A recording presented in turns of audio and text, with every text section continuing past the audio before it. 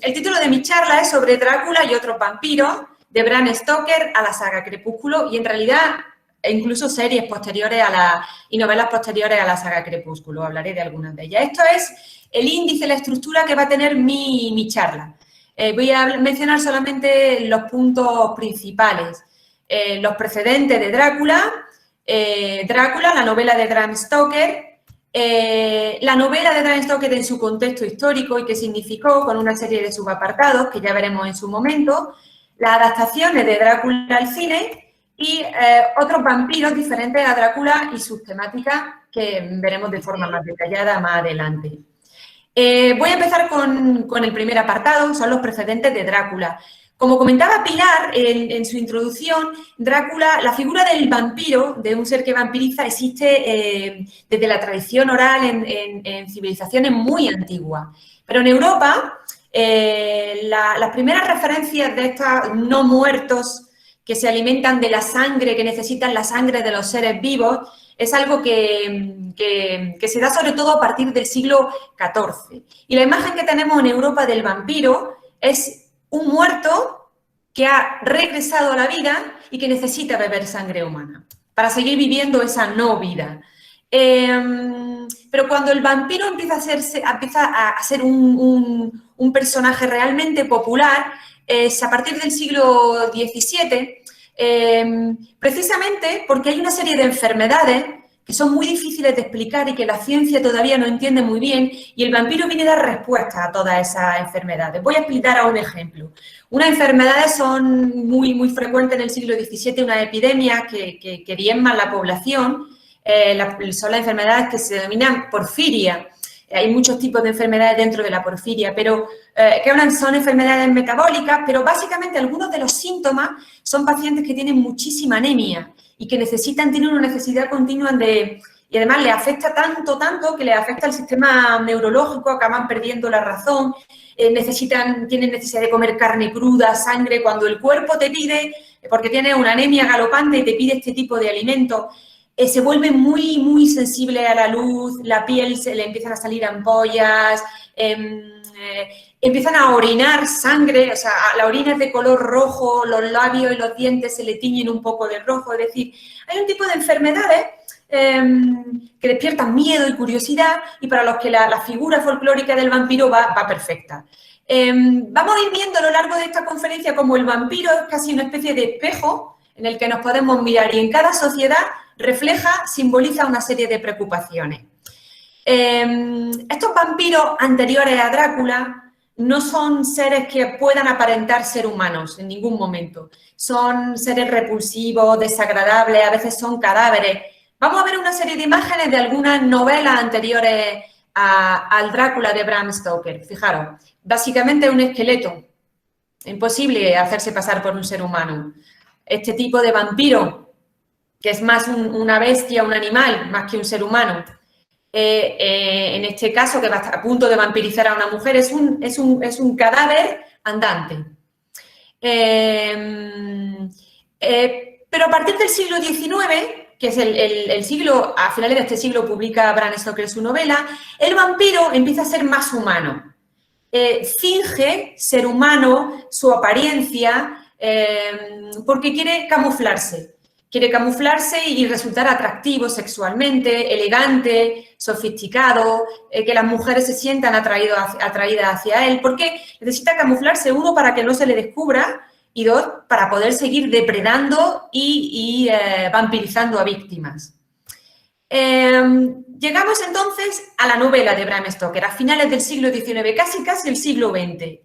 Y la novela de Bram Stoker se inspira en un personaje histórico que se llama Vlad Tepes y que fue un conde rumano muy cruel en sus métodos en la guerra. Por ejemplo, algunas de las cosas que hacía Vlad Tepes con sus enemigos o a pueblos enteros que estaban en contra de su política, los empalaba. Entonces tú tenías a la entrada del pueblo filas de cadáveres clavados en estacas de madera. Por ejemplo, cuando ganaba una victoria, celebraba la victoria en el mismo campo de batalla, rodeado de cadáveres y de sangre, y ahí celebraba banquetes lujosísimos. Pues, aunque se inspira en esta figura y se inspira, por supuesto, en toda la tradición de folclore, Bram Stoker también desarrolla su propio vampiro con sus propias características. Os voy a enumerar una serie de características del Drácula de Bram Stoker que se han fijado hasta nuestros días. Cuando nosotros pensamos en un vampiro hoy en día, pensamos en toda esta serie de características que en realidad se crearon a partir de la novela de Bram Stoker. Fijaros, el vampiro puede cambiar de forma, se puede convertir en lobo, se puede convertir en murciélago, se puede convertir incluso en niebla.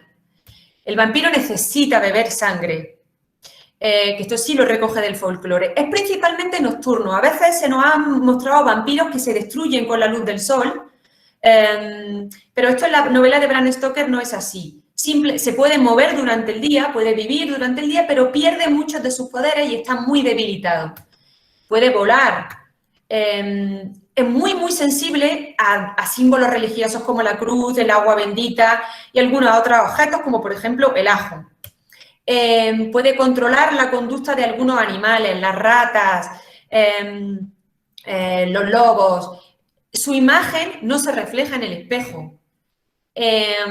Una cosa muy curiosa que se retoma en películas posteriores del siglo XXI es que el vampiro no puede entrar a ninguna casa, a ningún hogar, si no es invitado previamente. Es decir, esto que se ve, las imágenes que entra el vampiro por la ventana, el vampiro han tenido que darle invitación a esa casa a alguien de esa casa, de alguna forma, previamente, antes de que él pueda acceder a ese hogar. Si no, físicamente le resulta imposible entrar.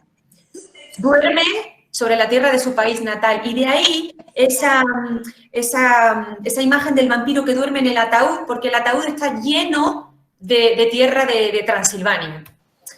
No tiene sombra. Cuando se mueve el vampiro, lo vemos en el trasluz, su sombra no se refleja, o la sombra se mueve de forma independiente.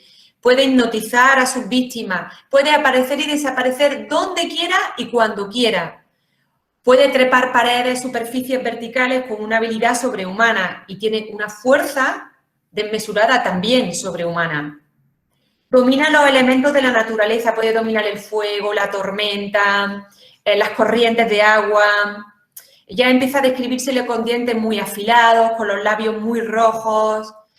Para matarlo, entre otros métodos, el más popular y el más eficaz es clavarle una estaca en el corazón, una estaca de madera en el corazón. Y luego hay una serie de rituales para asegurarnos de que está muerto, hay que decapitarlo, quemarlo. Y no tiene dimensión íntima ni complejidad psicológica en la novela de Bram Stoker, porque toda la novela está contada a través de cartas. Nunca oímos al vampiro pensar qué piensa, qué sienta, no sabemos nada de él porque no tiene profundidad psicológica, simplemente es un vampiro, una bestia que se disfraza de hombre para chupar la sangre de seres vivos. Bien, ¿qué significa? Hemos dicho que el vampiro en cada época significa una cosa, significa algo que le preocupa mucho a la gente.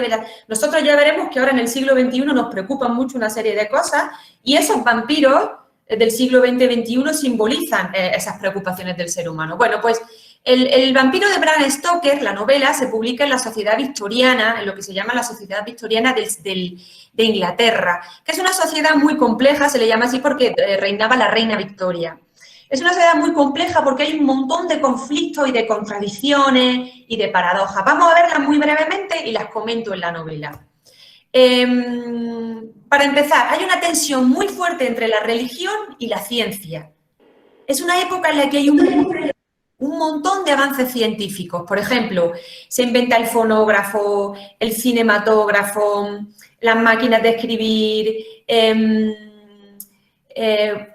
y en medicina muchos avances científicos, ahora los vamos a ver. Y sin embargo, es una sociedad muy conservadora, muy puritana, en el que vuelve otra vez muy fuerte, se retoma otra vez todas las creencias religiosas de forma muy fuerte. ¿Cómo se ve esto en la novela? Pues fijaos, todo el descubrimiento que se había hecho en medicina, la importancia de la sangre, del sistema circulatorio, las propiedades de la sangre. En aquella época se hacían las primeras transfusiones de sangre. Todo esto se ve en la novela de Drácula. Y al mismo tiempo, pues aparece Drácula, que en realidad casi viene a ser una contracara de la casi el diablo, ¿no? La figura contrarreligiosa. ¿Qué otra tensión hay en la época victoriana? Pues fijaos, la nación en contraposición al imperio. Os he puesto este mapa para que entendáis que en el siglo XIX, toda la mitad del siglo XIX, Inglaterra, el imperio británico, no era esa isla pequeña, ¿no? que ahora concebimos como Reino Unido, como Inglaterra. No, Inglaterra era todas estas zonas geográficas que están en color vino, en color rojo, ¿vale? Es decir, que era un imperio inmenso que estaba desparramado por los 5 continentes. ¿Y esto qué significa? Pues significa que, por una parte, hay este orgullo de imperio y, por otra parte, hay mucho miedo a perder lo que le define lo exclusivamente inglés y británico. Es decir, es una reacción, porque claro, en toda esta época hay un montón de movimiento y de inmigración y de mestizaje, viajes, matrimonios mestizos de gente de Nueva Zelanda, de Australia, de Canadá, que se casan con británicos, se mezcla la sangre. Y el inglés siente una reacción y entonces empieza a definir qué es lo verdaderamente británico. Todas estas costumbres del té, del acento británico, que ahora tenemos las modas exclusivamente británicas. Y todo esto se ve muy bien en Drácula, porque fijaos, chicos, Drácula es ese señor que viene de un país lejano, exótico, Transilvania, ¿no? Que está en Rumanía, que no conocemos y que es esa fuerza extranjera que viene a invadir y a contaminar la sangre de los ingleses y que va poco a poco destruyendo la sociedad. Fijaos qué bien se ve en la novela. Otra cosa que se refleja muy bien en la novela de esta época es la represión sexual frente al feminismo. Fijaos que en esta época la mujer está muy, muy reprimida sexualmente y muy, muy reprimida en su comportamiento. Tiene que comportarse de una forma muy específica de lo que se espera de ella.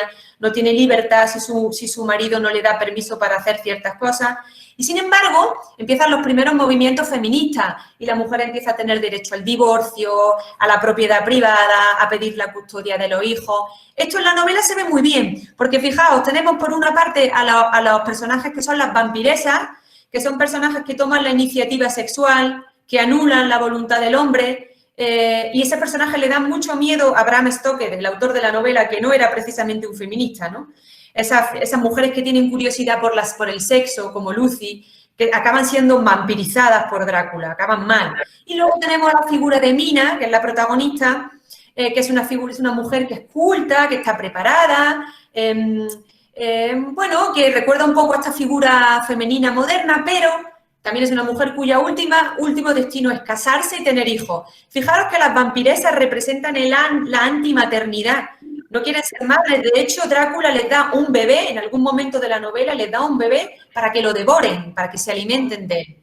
Lo opuesto al bebé. Sin embargo, Mina quiere ser madre, quiere ayudar a su marido, está pendiente de él, y es una mujer en ese sentido conservadora, ¿no? Aquí vemos esta mentalidad que no es feminista de Bram Stoker, pero que tiene que mostrar qué es lo que está pasando con la mujer en aquella época. El último apartado que voy a tratar en esta parte de mi conferencia.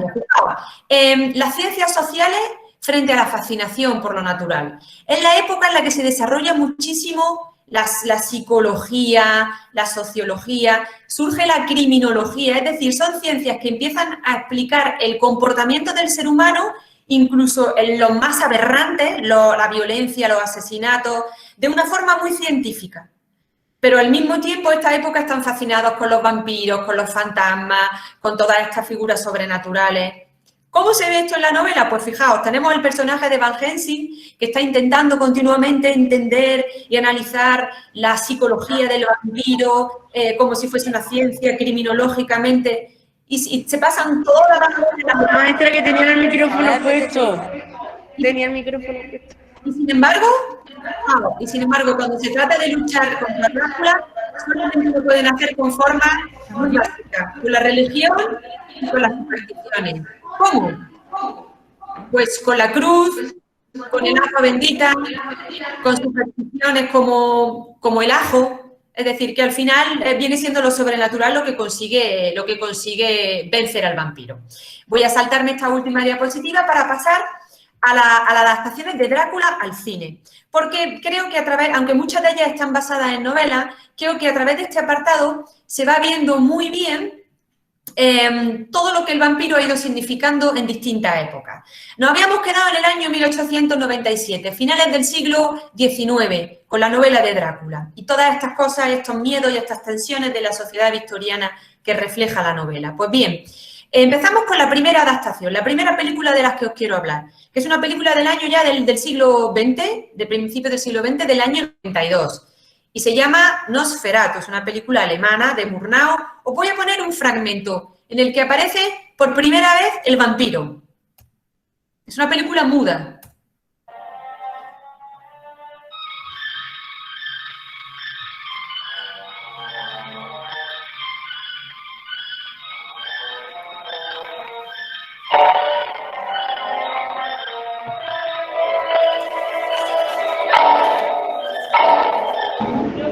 Parece que esto le duele, sonando de la nada.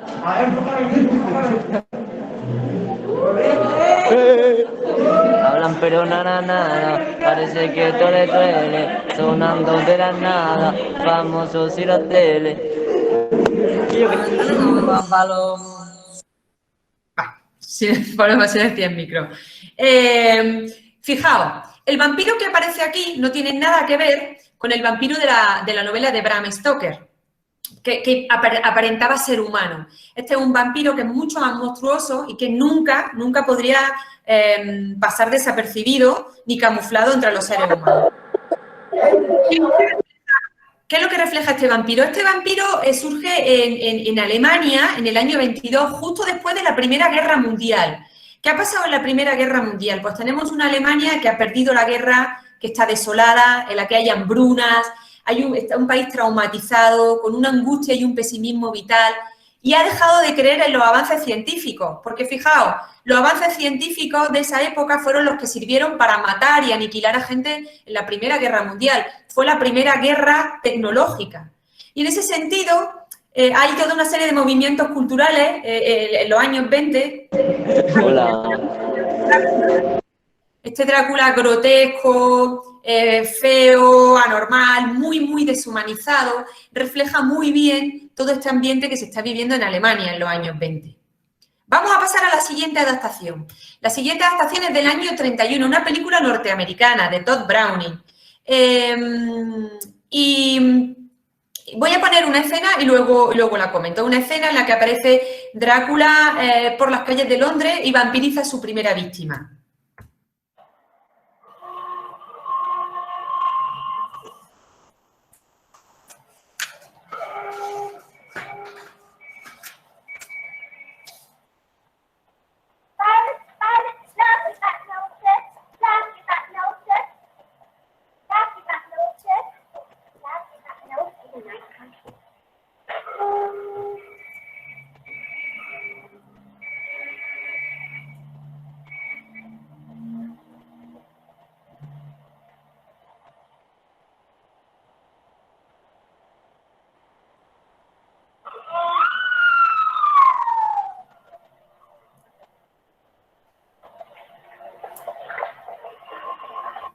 Bien, fijaos, qué diferente un Drácula de otro, ¿no? Antes estábamos en los años 20 en Alemania y ahora en los años 30 en Estados Unidos.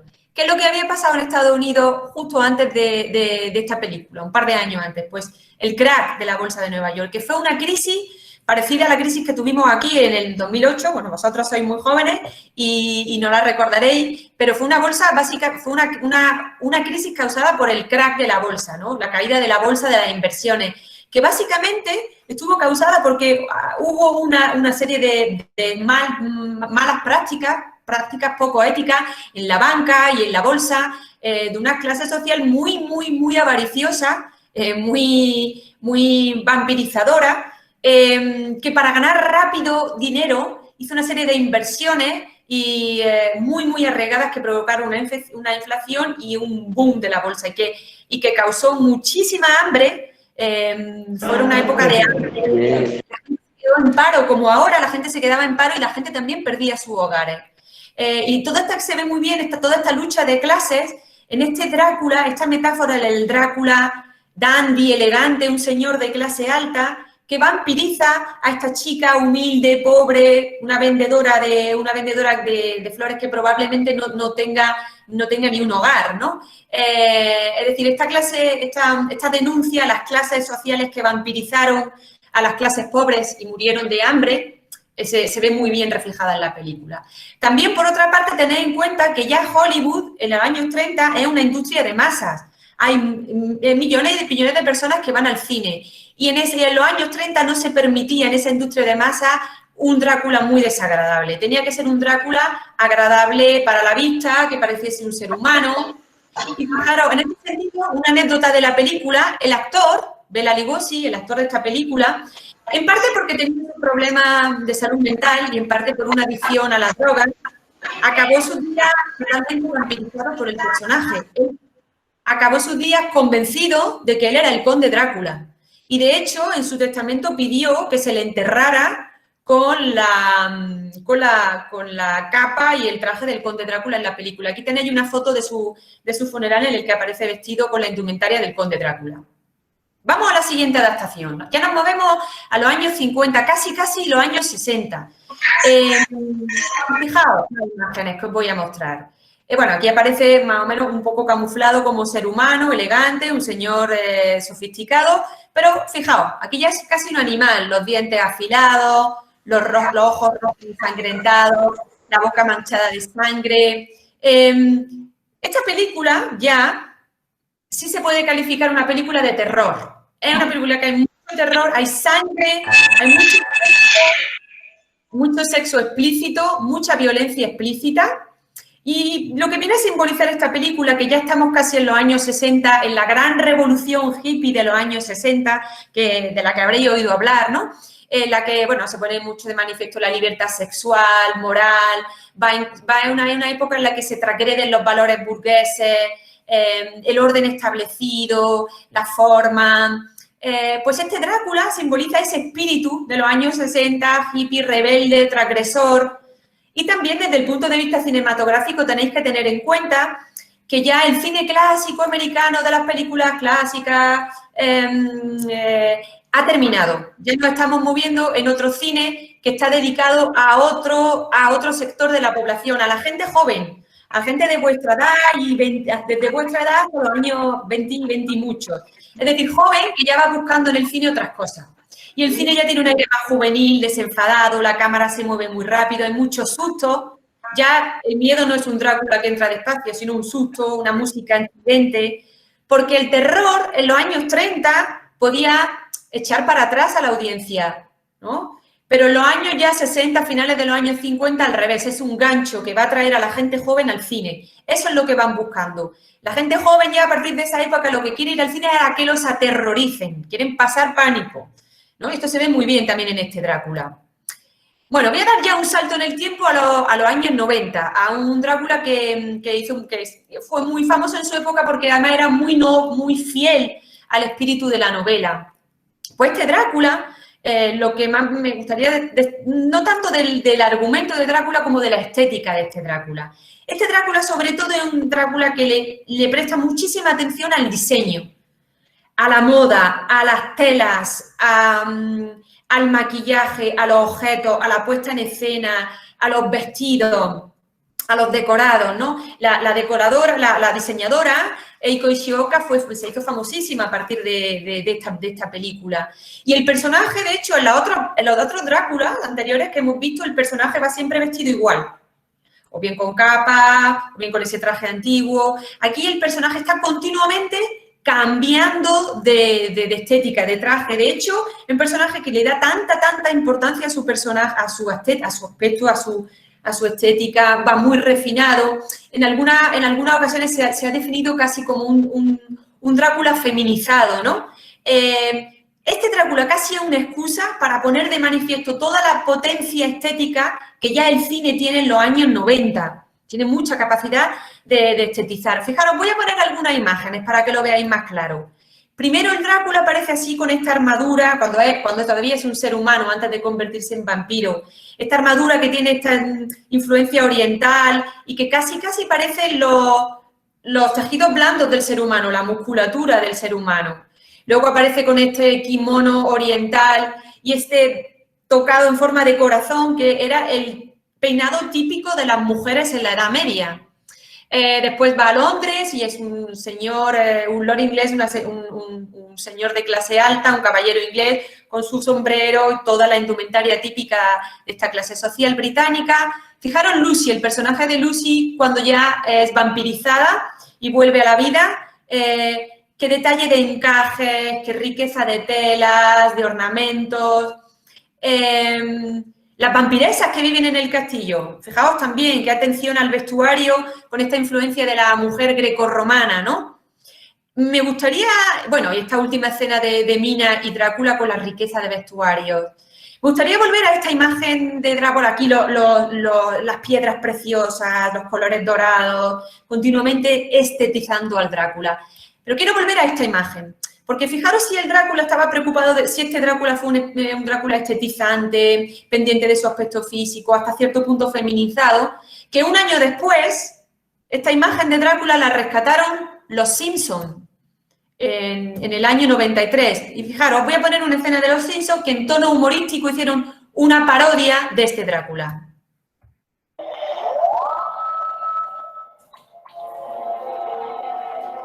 Y así son mis buenos amigos. La familia Simpson, amo. Simpson, ¿eh? Excelente. Papá, ¿no le notas nada extraño? Sí, se ha peinado como un mariquita. Lo he oído, así no es de... Bien, pongo el ejemplo de los Simpsons porque los Simpsons siempre son un termómetro perfecto de lo que está pasando en la sociedad americana en ese momento. Bueno, vamos a dar ya un salto al año 2020, al año en el que estamos ahora mismo. Hay una serie de Netflix, Drácula, que no voy a hablar tanto de la serie, que también es bastante fiel a la novela. Me gustaría hablar de la publicidad que se ha hecho de esta serie, porque es un ejemplo de cómo el vampiro ha entrado en la propia publicidad. Voy a poner el vídeo y ahora lo comentamos, de la publicidad que ha hecho Netflix sobre esta serie. No tiene sonido.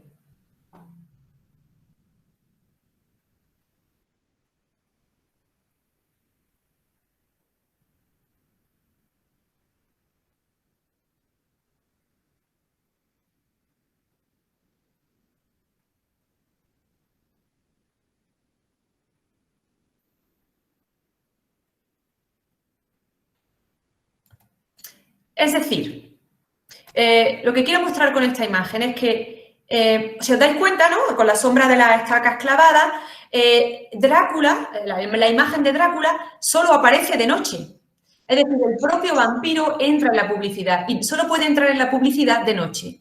Hay otra publicidad de otra serie que se llama El Pasaje, The Passage, que no he traído el vídeo, tenía alguna escena un poquito explícita, no me he atrevido a traerlo, en el que, fijaros, los pósters están construidos elaborados con material inflamable y cuando llega, están toda la noche los pósters iluminados y cuando llega el día, con la luz del sol, arden. Entonces, la gente va caminando por las calles de Londres y de repente se ven imágenes de que se dan un susto porque el póster que tienen al lado del vampiro está ardiendo, ¿no?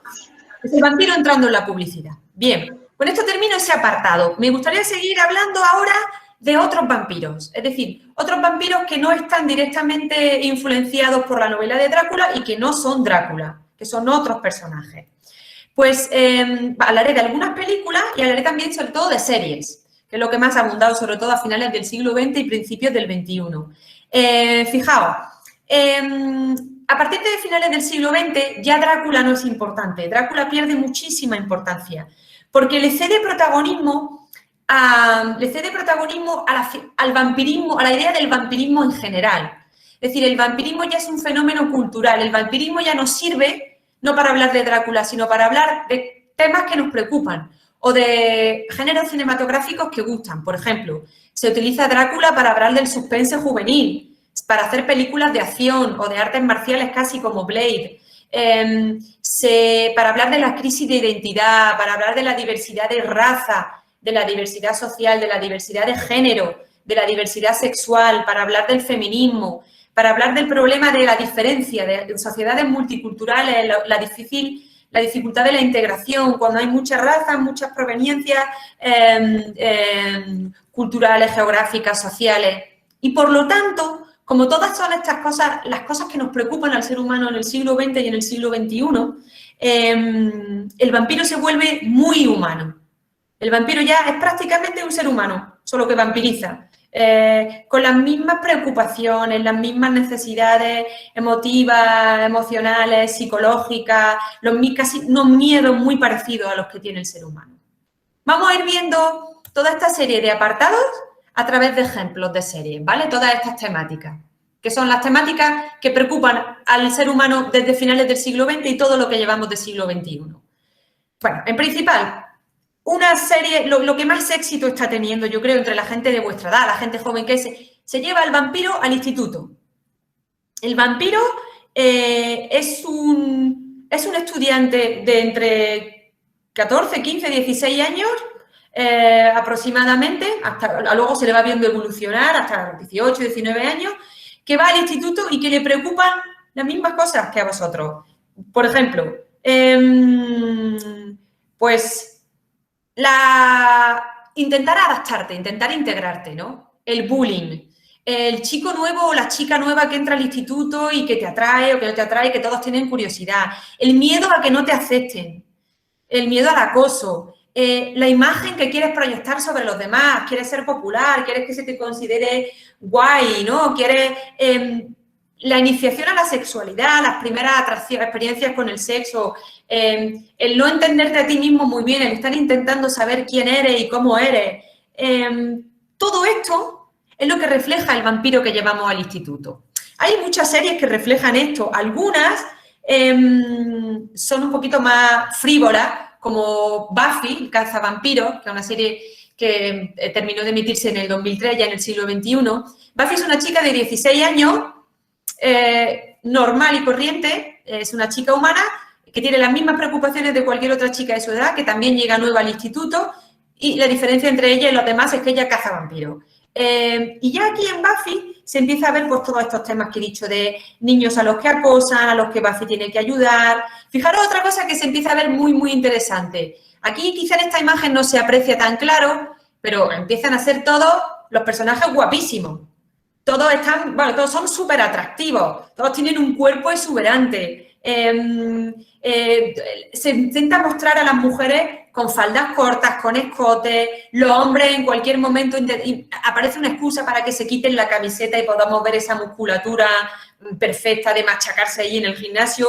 ¿Por qué? Porque ya, igual que en otras series que intentan captar al público de vuestra edad, también en esta serie de vampiros se utiliza el cuerpo, la carnalidad, la belleza, la sexualidad, como un gancho comercial, para que vayáis al cine a verlos, para que todos vayamos al cine a ver a estos personajes tan exuberantes, ¿no? Que da alegría verlos.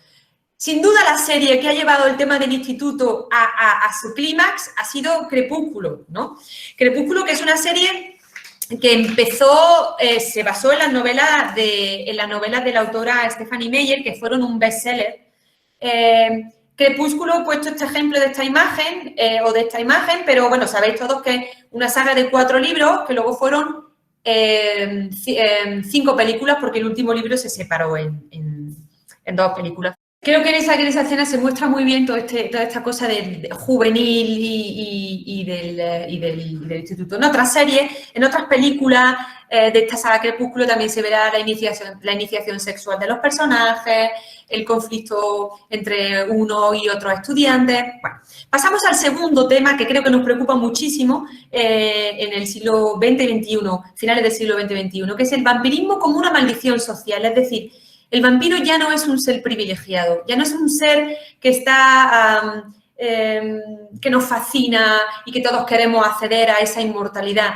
El vampiro es un ser que está condenado a errar por el tiempo durante los siglos y va perdiendo a todos sus seres queridos y no consigue crear una conexión humana y hasta cierto punto envidia al ser humano y su mortalidad y se tiene que estar mudando continuamente, tiene que estar huyendo continuamente y no acaba nunca de integrarse en el tiempo moderno porque nunca es su tiempo, nunca es su era. Él viene de siglos pasados y nunca acaba de encajar bien.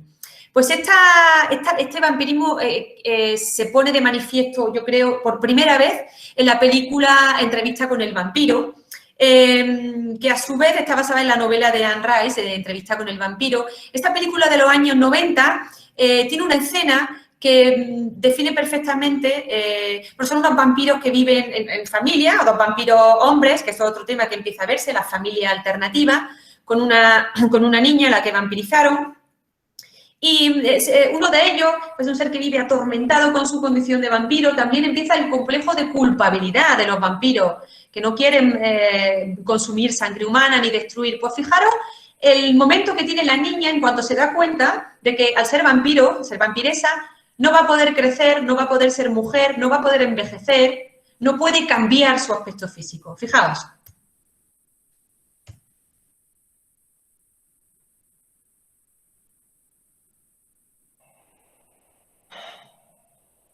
Me vistes como una muñeca. Me peinas como una muñeca. ¿Por qué? Algunas de ellas son muy viejas. Son guillapos. Deberías tirarlas. Pues las tiraré.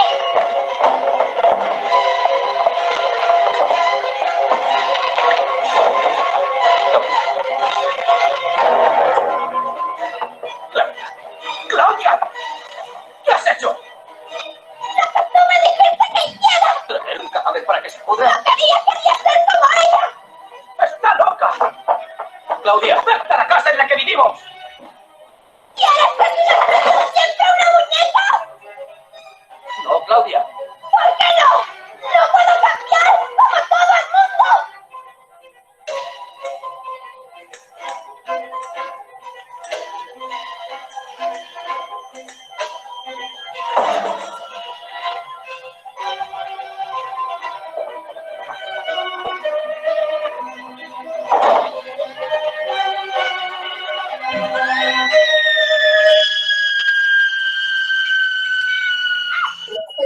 Hola.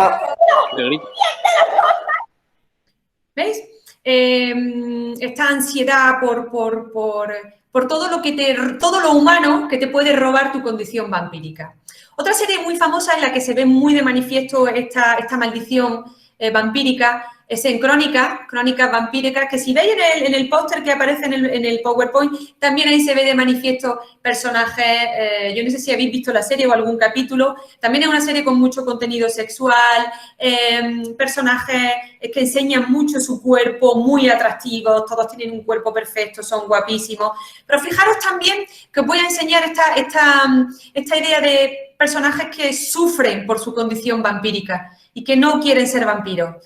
Voy a enseñaros la versión adulta, esta imagen es la versión adulta de un poco el momento de rabia que ha tenido Claudia, el personaje de la niña, en entrevista con un vampiro. Fijaros aquí la conversación que tiene un personaje que está siendo vampirizado. Tengo 17 años. Todavía no sé nada de la vida. Sé que te quiero, Estefan. Estoy segura. Pero mi futuro, nuestra vida juntos, son cosas que pensaba ir decidiendo a medida que fueran surgiendo. Esperaba hacerme mayor. Decidir si quería tener hijos y formar una familia. Envejecer, esperaba tener toda la vida para ir decidiendo y... ahora he perdido el elección. Profe, no me sale el vídeo, creo que no te has duplicado, ¿eh? Pero, Estefan, nunca he querido serlo. Lo sé. Tranquila. ¿Veis? En esta escena ya se pone de forma explícita, no quiero ser vampiro, nunca he querido ser vampiro, porque la vampirización te impide la evolución, el cambio, el envejecimiento, algo que el vampiro ya del siglo XXI empieza a envidiar en el ser humano.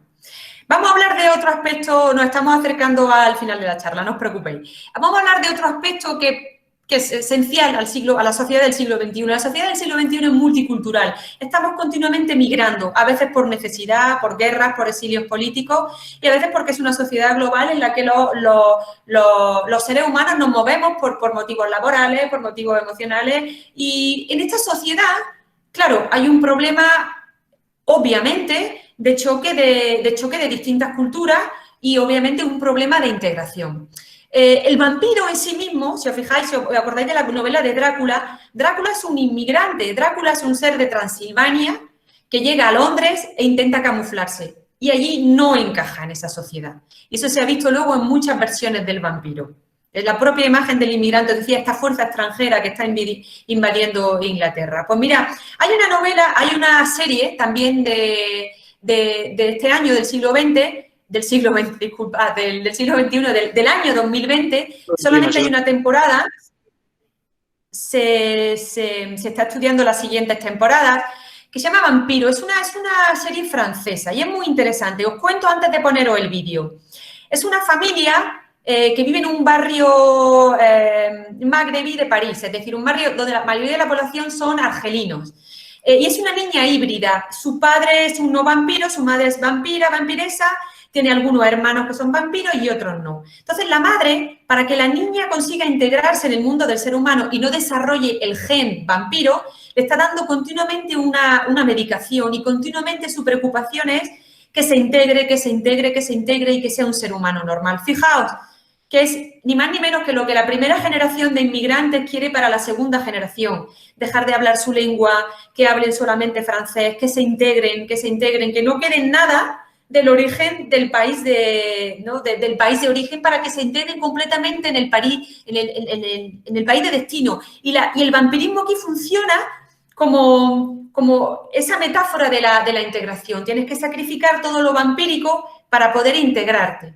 Y la niña está continuamente luchando entre esas dos mitades, francesa, argelina, humana y vampiresa, ¿no? Os pongo el tráiler de la serie porque creo que lo refleja muy bien.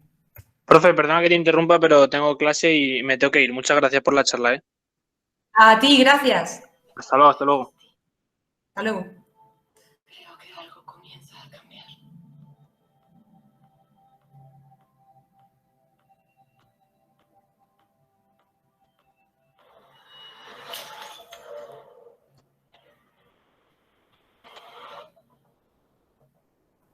Creo que soy como ellos. Como mamá y los otros. Es algo genético. No tenemos el gen. Somos como papá, no como ellos. La medicina es para tu protección, para que pudieras tener una vida normal. No es un gran precio por tu libertad. Libertad. No tengo libertad. Nunca puedo hacer lo que quiero. Deja de actuar como una niña. Todo lo que hago es para protegerlos. ¿Qué te pasa? ¿Soy yo?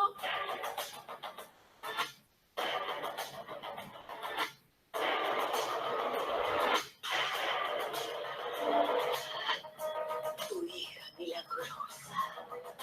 Híbrida. Si quieres, puedes llegar lejos.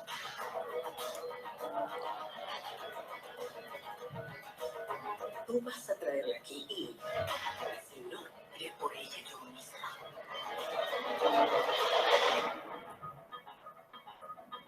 Esa niña es una granada que está activa.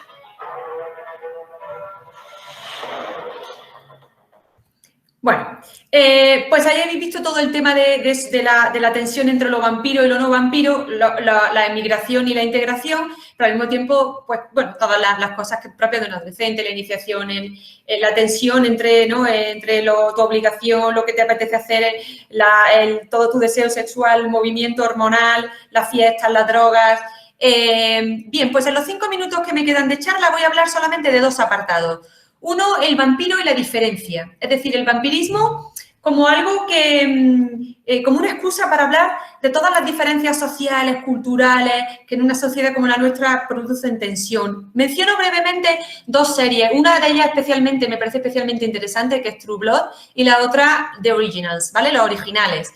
En estas 2 series hay mucha tensión entre los derechos que tienen los vampiros en la sociedad, que tienen su propio partido político, los que pueden tener los licántropos, los hombres lobos, los seres humanos, la tolerancia o no tolerancia en la que se tratan unos a otros, casi el racismo con el que se trata. Aquí en este caso el conflicto es más entre los vampiros originales, los más antiguos, los más modernos, los que pueden cambiar de forma.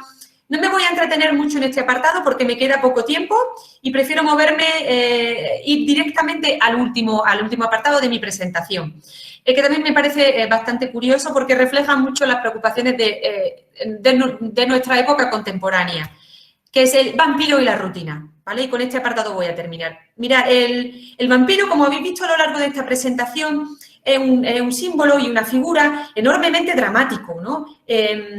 O es un ser monstruo devorador, o es un ser que despierta nuestros instintos más primitivos, nuestros deseos sexuales, lo prohibido, o es un ser que está atormentado porque es eterno y no quiere vivir para siempre. Y llegamos a nuestra época, al primer tercio del siglo XXI, y nos empieza a interesar también toda esta parte dramática del vampiro, pero también empezamos a banalizar la vida del vampiro. Es decir, muy bien, sí, todo eso está muy bien, pero ¿y la rutina del vampiro?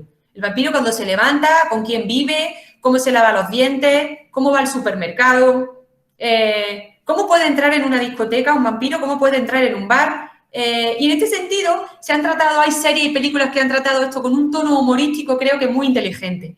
Me voy a despedir con estas dos series, una película, Lo que hacemos en las sombras, del año 14, que luego tuvo una adaptación muy reciente en una serie con el mismo título, Lo que hacemos en las sombras.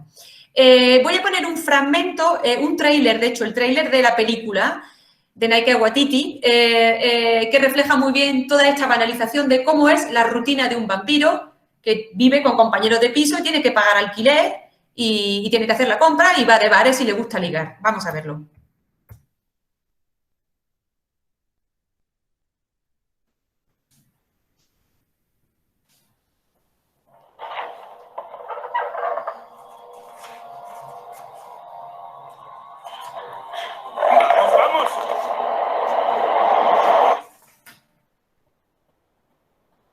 Siempre ha estado así.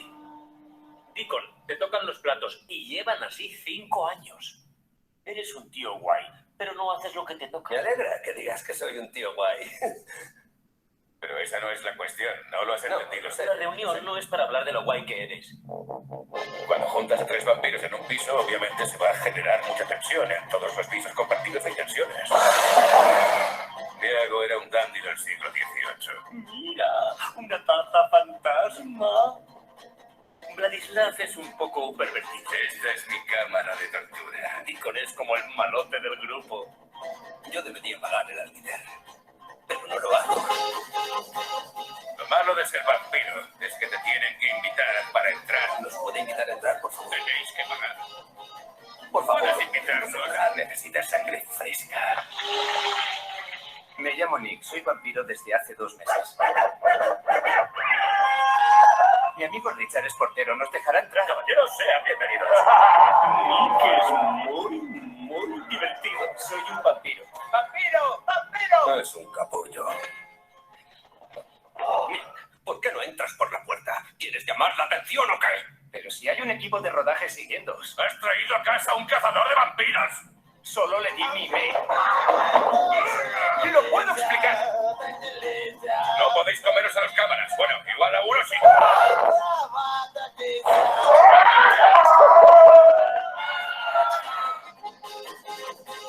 ¿Sabes quién es? ¡Joder! ¡Me ha pegado! No digas tacos. ¿Qué somos? Somos licántropos, no vulgántropos.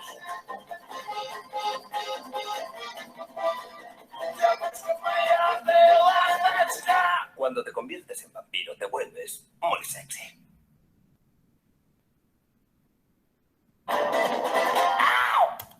Muy bien, pues con esto termino mi charla. Lo que obviamente no he podido cubrir todos los aspectos que me habría gustado sobre lo que simbolizó Drácula de Bram Stoker en su momento, ni la cantidad de series y películas que ha sido enormemente prolífico, pero he intentado seleccionar lo más significativo para mostrar el vampiro como un espejo en el que cada sociedad se va mostrando en cada momento y va mostrando obviamente sus preocupaciones, sus ansiedades. Pues nada, con esto concluyo. Estoy a vuestra disposición si queréis que comentemos algo, que debatamos algo, si tenéis alguna pregunta, algún comentario.